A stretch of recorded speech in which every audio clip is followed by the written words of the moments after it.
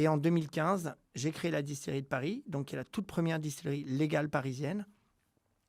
Et j'ai voulu être à Paris parce que c'était un endroit pour ne pas être en France, mais être dans le monde.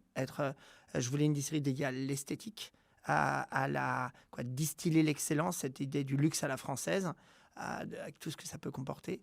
Et donc, je me suis dit qu'il y avait un endroit où il fallait être, c'était Paris, parce qu'à Paris, je serai en connexion avec toutes les jolies influences esthétiques qu'il y a sur la planète.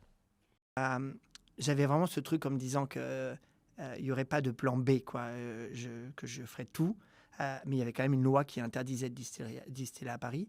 Et ça a été un chemin, plus qu'un combat, un jeu de convaincre les gens, être plutôt dans la séduction, les douanes, les gens de la ville de Paris, etc. J'avais une chance quand même, c'est que à l'époque, Paris n'était pas encore à la mode, le Made in Paris n'était pas à la mode.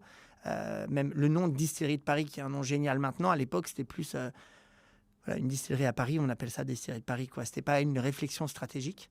Et donc, j'ai dû séduire tous les gens. Et il y avait cette idée qui arrivait dans l'air du temps en même temps, que Paris n'était pas forcément une ville-musée et que Paris devait aussi être une ville qui se réinventait, qui créait.